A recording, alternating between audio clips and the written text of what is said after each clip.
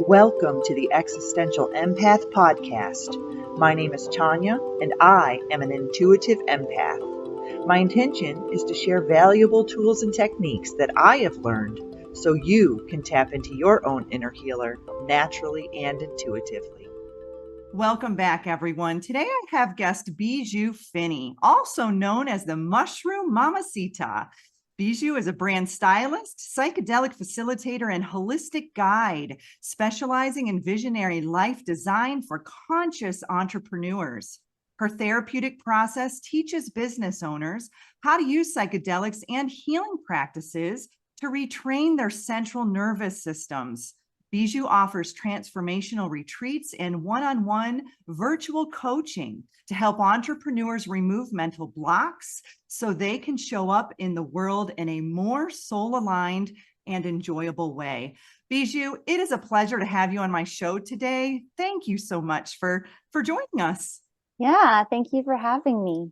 So I've got to say, you and we booked this show about a little over a month ago, I believe, and I've been really looking forward to talking about this particular topic. So today you and I are going to dive into the magic of microdosing, utilizing plant medicine to heal. And so I have actually been very recently introduced to plant medicines. When I say recent, I mean in my 40s. I'm in my mid 40s, and this is very new to me. You know, a lot of my friends back in in school were doing all this stuff, and I was involved in sports, and I was always involved in something where I couldn't dabble in this area. So, you know, when I talk about utilizing mushrooms to heal, oftentimes people immediately lean towards magic mushrooms, but I want to talk about both in this show. I'd like to talk about the difference between medicinal and magic mushrooms. So can you share with us what the difference is between the two? I would call them all medicinal. But yeah, the magic mushrooms, the psilocybin, isn't exactly legal everywhere, but it is, its magic lies in the somatic release of tension or stress or trauma from the past, whereas medicinal mushrooms like reishi, chaga, turkey tail, lion's mane, all of those have a specific part of the body or skeletal muscular or organ system that they really support. And so, yeah, I mean, I myself utilize mushrooms across the board to really support myself with my stress and with my sleep and with my brain and everything, really. Yeah, that's amazing. And so, you know, psilocybin helps to repair the brain function. It can reduce depression and resulting in us making us feel happier. And so the one time that I actually have done magic mushrooms, I did it during a shamanic ceremony. And, you know, before I did this, I had a lot of people telling me, you're going to have a bad trip, or you're going to be scared, or you're this. And I didn't feed into any of that. I actually had a very beautiful, loving, healing experience. And I think it was the intention that I set moving forward into that particular journey for me. And, you know, I sat there and I spoke to a rose for about 3 hours. I mean, I learned a lot about that rose, you know, and it was a really magical experience for me. And so I want to talk just briefly about some of the mushrooms that are not, you know, the psilocybin based mushrooms, like you had mentioned. Okay, so we have the lion's mane mushroom, which supports our healthy brain function, mental focus. So for those of you suffering maybe with brain fog, lion's mane is a good one to look into. Reishi, it's known as the mushroom of immortality. It's for immunity, anti-aging. It is a good sleep aid. And I know psilocybin is as well. So, you know, a lot of these, like you said, we kind of cross over in those areas. And so cordyceps improves lung function and lung capacity. It also increases energy. Chaga is excellent. I've been using chaga to decalcify my pineal gland, and I make that in a tea, and it boosts digestion and helps clear skin. Turkey tail is known, it has been known to help heal cancer, specifically breast cancer, from what I've done some research on. And that is also, it boosts the T cells in the body. Shiitake is great for the cardiovascular health. And then maitake helps to maintain a healthy blood pressure. and that also supports the immune function. But let's talk about psilocybin, because this is your area of expertise, Bijou. So, you know, and you're using this with entrepreneurs, and you're helping people heal the central nervous system. So tell us a little bit more about psilocybin and how it helps heal people. Yeah, so I specifically love working with entrepreneurs, even though I work with a variety of different people, even if they're not entrepreneurs. But I would say entrepreneurs in general really benefit from working with this specific medicine, just because a lot of our risk aversion, a lot of our fear of showing up publicly for our brands, a lot of the stress that we deal with as entrepreneurs, a lot of the ways that we need to see our problems in a new and innovative way. All of that can be addressed with the use of psilocybin. And I know too, someone hearing this, they might say, how can it help across the board like that? And I would say that in two very specific ways, in the sense that it really does a number on your brain, and it really helps with word recall and how you resource your stress and how you see your life and your perception of everything. But then on another note, it really gets to the root, or can help you get to the root of maybe some of your past traumas or wounds or experiences, maybe program that you have running that is no longer serving you. And once you work to replace that with someone, it really affects a vast majority of potentially your problems in your business or in your life. And so it's just so fascinating to me to really dive a little bit deeper with someone and understand what is the unconscious programming, or what are the blocks that they have in their psyche that they're not totally aware of, and how can we kind of work to remove those or to replace them. Absolutely. So you talk about microdosing. Can you explain what microdosing is? Mm-hmm. Yeah. So to your point about people are afraid of a bad trip, I believe there's only like challenging trips, in the sense that if something is coming back up from your past and it's traumatic, if you are comfortable with the medicine and your facilitator, then you will not have a bad trip. You will actually just kind of get through that a lot easier. And so microdosing allows you to get really comfortable with the medicine, and allows in a small, slower way for you to really work with it over a longer period of time, to where you might have a pretty legitimate wound or past block come up and become rather aware of it, to where then maybe it's appropriate for you to do a bigger experience around that specific thing. So it allows you to really work with intention to understand you, yourself, and your past, your current environment, and your future goals. And so, yeah, it really helps people with focus. It helps people with stress resourcing. It helps them with mood. It helps them with connection with their partners. It can help in just a lot of ways to just put you in a parasympathetic state and allow you to calm down a little bit.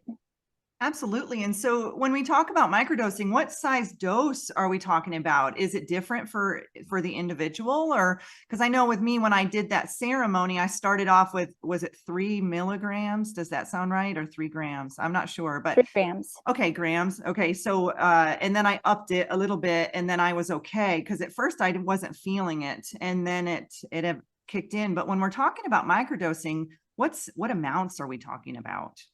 Yeah, so everyone is very different, and the dial-in process is really important. I would say that's the reason why most people quit, because they either can't feel it, or they feel it too much, or they're not picking the right strain.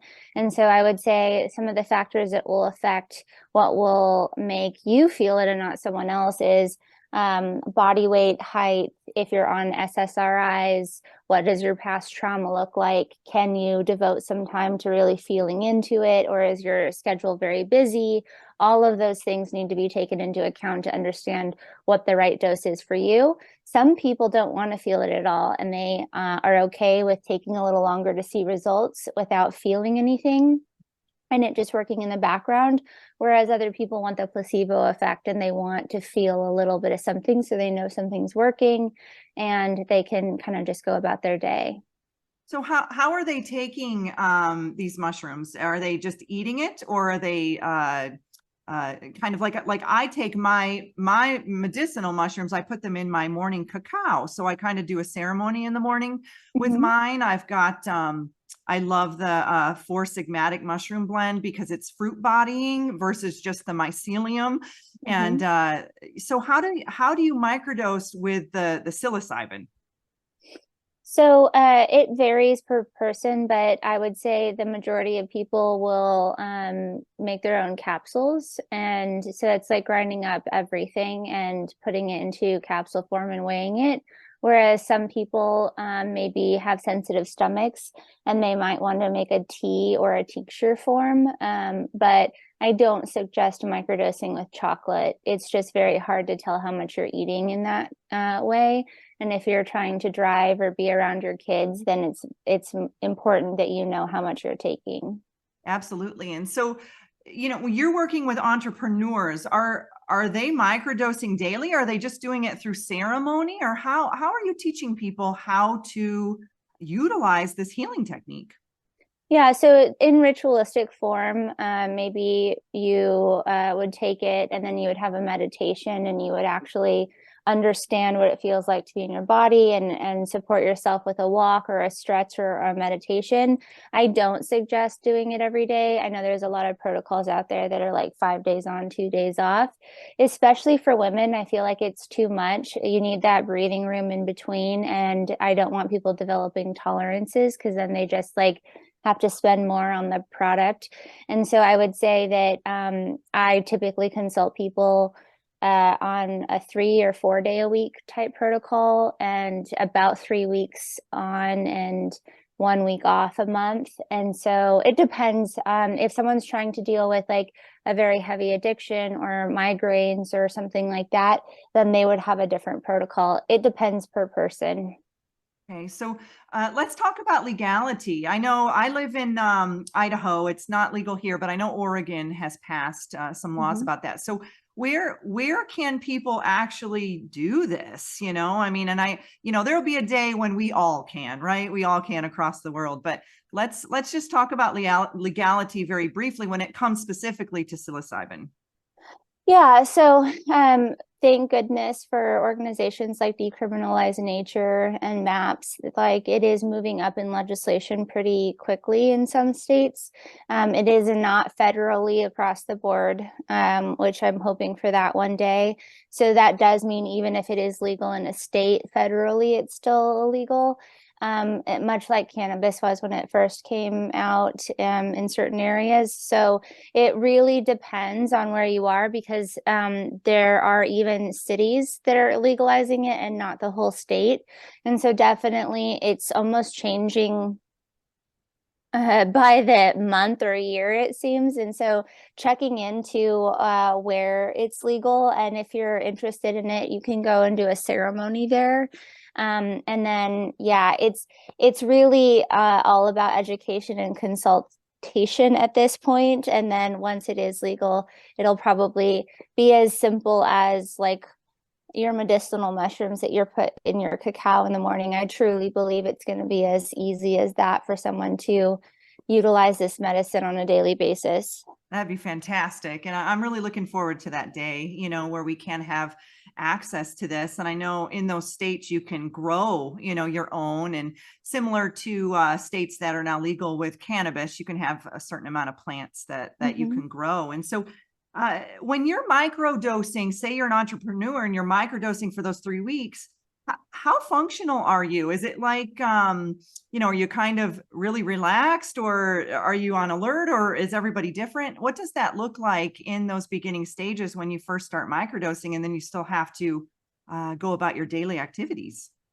Yeah, so I actually suggest when someone's first starting that they do at least 3 months, because it's like the first month you're dialing in the right amount and dose and you're understanding how to fold it into your lifestyle. By the second month, that's when stuff starts coming up and you can support yourself in like working through it. And by the third month, you're really in a nice flow. Sometimes people will turn it into a 4 to 5 month, or sometimes 3 is just enough and they intuitively do it afterwards. But I would say that, yeah, if you dial in the right amount, it feels like a cup of coffee or a glass of wine, and it only feels like that for a short period of time. And then you just go about your day, and it's really just in the background the rest of the day. So you might feel a little bit more relaxed or in a better mood, or maybe you might even get a little sleepy. Some people will have that experience, in which case they should switch to a nightcap protocol. But yeah, it really just depends per person, and you really have to do your due diligence to figure out who you are and what protocol and strain and dose is right for you and your lifestyle. Wow. So that's really interesting. So what are some, I don't know if symptoms is the word to even explain it, but what are some things that people can expect that could happen physically, emotionally, spiritually, or even mentally when they start microdosing? Yeah, so that's a really great question. I very rarely get asked that, and I wish I would be asked that more, just for expectation's sake. I will say that it does show you where you're not holding boundaries in your life at times. So I know a lot of moms that I consult will message me and say, I randomly got really frustrated with my family. And it's always whenever we dig a little bit deeper that they're not really holding a boundary on where they need time and space. Or people will get like the feeling like, I don't really like that person. They really bring me down. I don't want to be around them. And so it makes you sensitive and hyper aware of like the people around you and the things that you're doing, so that you can kind of steer clear from some of those things that really bring you down. Sometimes it can give you an extreme amount of energy, in which case you would want to take it early in the day. Some people actually go into parasympathetic state for the first time in their lives, and they say, I feel kind of sleepy, which in all actuality, they're just really calm. And so then taking it later in the day when all of their things are done is typically best. So at first, when people very, very, very first start, sometimes it can hurt people's stomachs just a little bit, just like taking a new supplement might make you feel a little bit queasy. But there are a lot of tools and tactics to support you with getting over that rather quickly.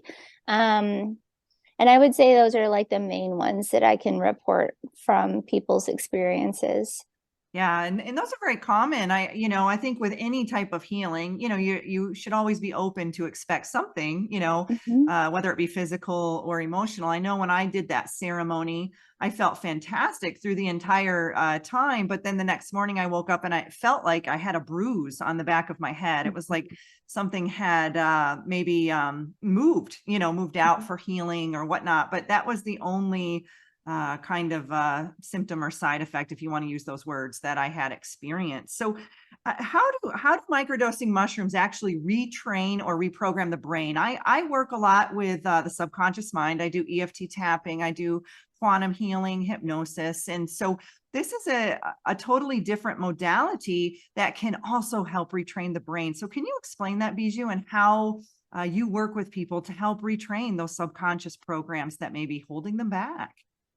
Yeah, so actually using some of those techniques and also somatic release, and it honestly just allows someone to open a little bit more or to soften a little bit more and to let the subconscious speak up a little bit more, so that those other healing modalities really work. So for instance, when we do a microdose assisted session, they would take their microdose and we would get on a Zoom call, and I would take them through a visualization or ask them a bunch of questions, and we would understand their mental blocks, and we would understand certain wounds that they might have, or programming that's not theirs that they might have picked up from someone else.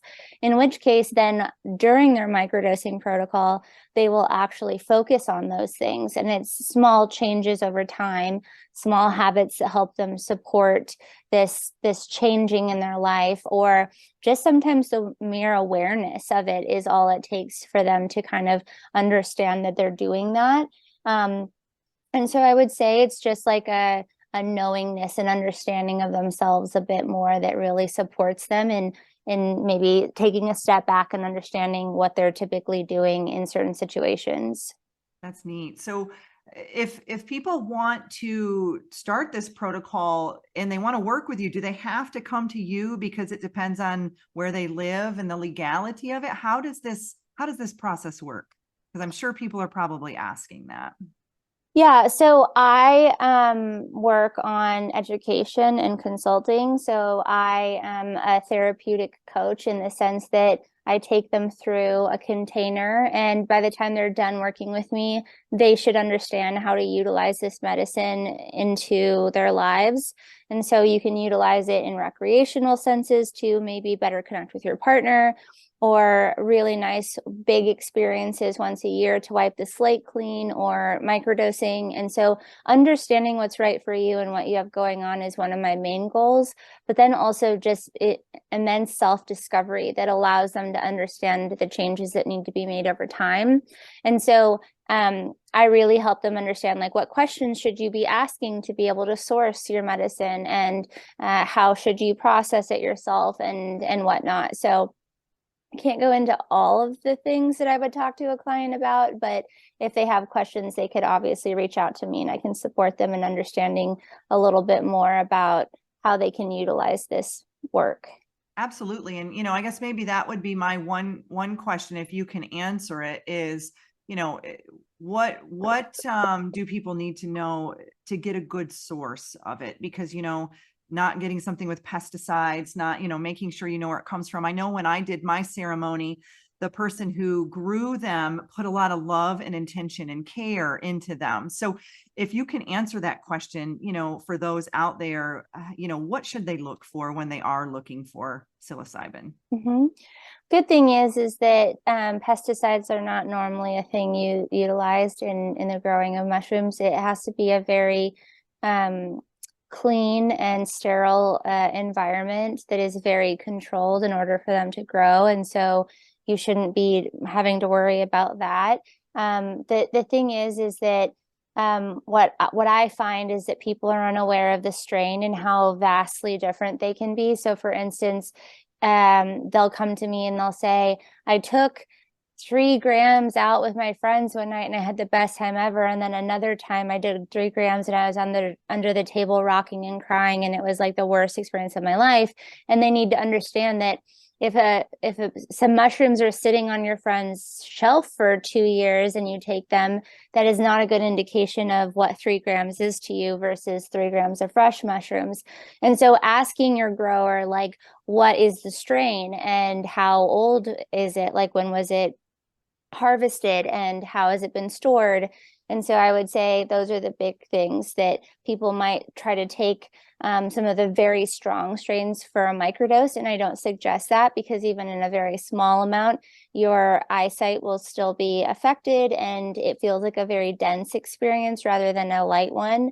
And so, yeah, the next thing would be, like, how are you taking care of your mushrooms? Are you playing like rage, like rock, death metal around them when they're growing, or like, are you showing them love and putting intention into them when you grow them? And I think that does make a big difference.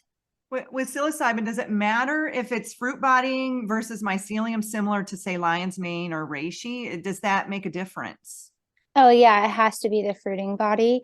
And I would say that a lot of times there'll be stuff out there, and beware of scammers, because there's like a ton of people that have reached out to me saying that someone reached out to them on Instagram and then they paid them and they never got their stuff. So definitely, like, do your due diligence to try to find a good source. But the combination is the thing that I'm not sold on. So a lot of tinctures and capsules will say that they have lion's mane and all of these other things in it. And my personal opinion is you're not going to be able to get the amount that you need of all of those things in one capsule or one dropper. And so I like knowing that, like, my microdose is 100% psilocybin. And if I want to add lion's mane or niacin or any other things, then I do that separately. So I know that I'm controlling the dose of each to where it is bioavailable for what I'm taking, and I'm taking enough of a dose to actually see results.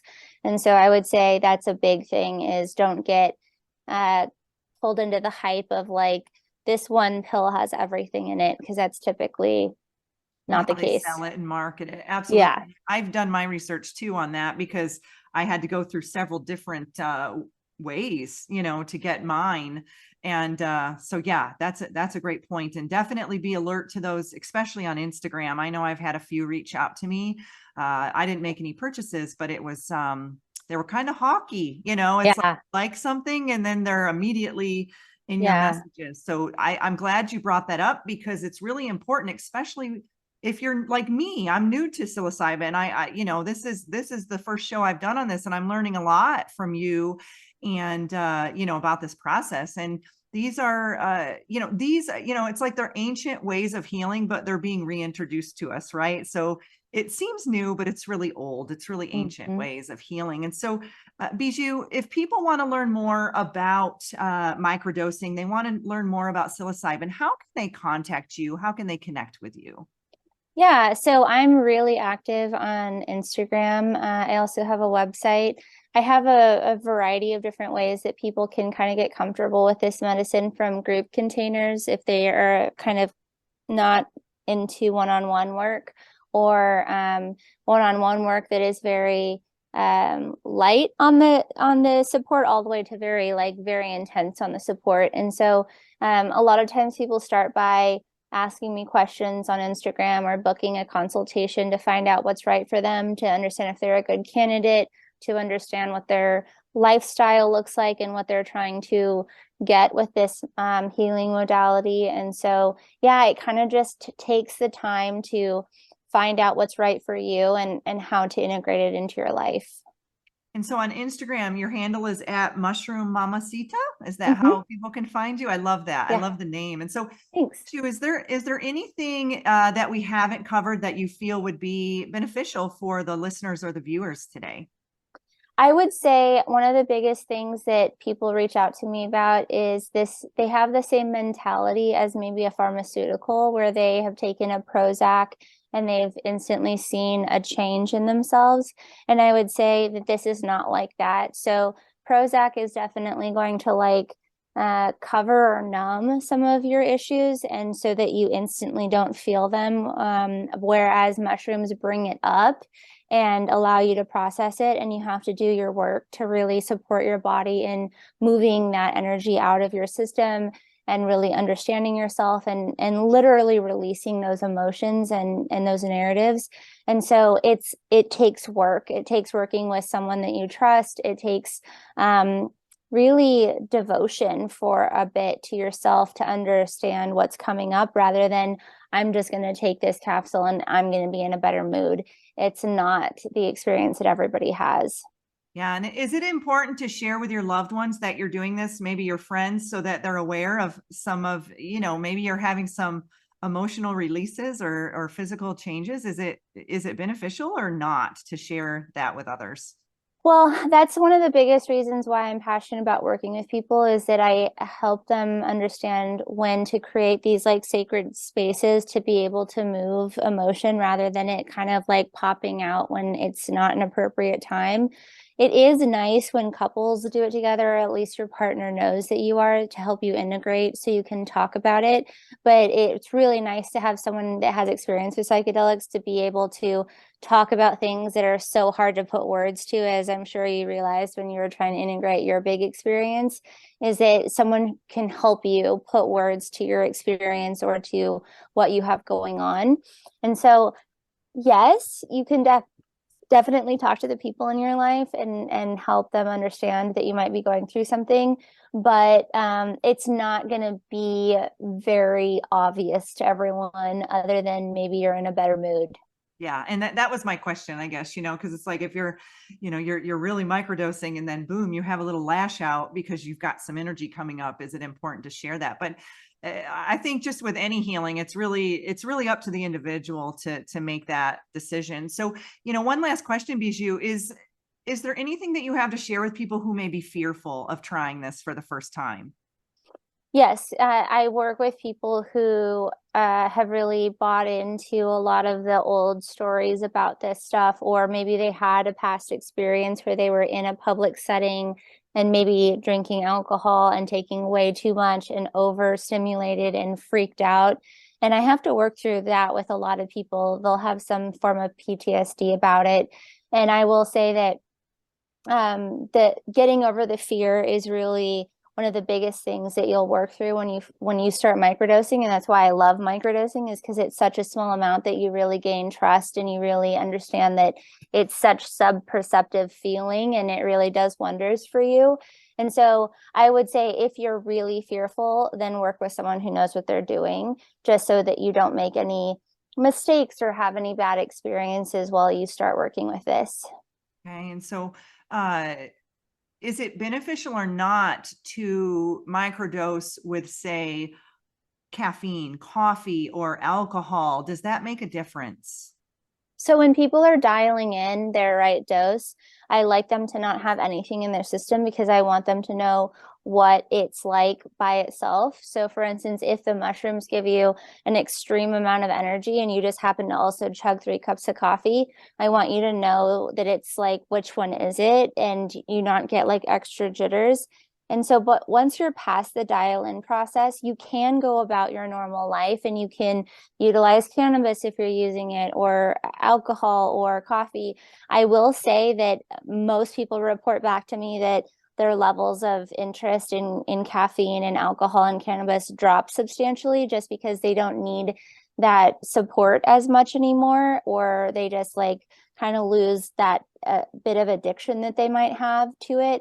But yes, it is safe to literally go about your normal life and your normal habits while you're microdosing. Great. Well, Bijou, this was very informative, and I know this was very informative to me, and I know it will be for my listeners. So I really appreciate the work that you've put into this. I appreciate what you're doing with not only entrepreneurs, but everyone out there. And for those of you listening, please, if you're interested in this, reach out to Bijou, get more information, because, you know, we are on the precipice of learning new ways of how to heal our body. And it's a much more multidimensional way of healing. We are healing our physical, but we're also diving into those emotional, energetic, and spiritual realms as well. And this is where psilocybin really comes into play. And so, Bijou, thank you so much for your time today. And thank you for your calming energy. I really, really enjoyed this. I can feel your energy through this program. So thanks again for coming on the show today. Yeah, thank you for having me. I really enjoyed it. You deserve to navigate your life as an empath in alignment with health, happiness, and abundance. To learn more about the services that I provide, including Beyond Quantum Healing Hypnosis, EFT tapping, and the Emotion Code, visit my website at www.thesoulcafe.org.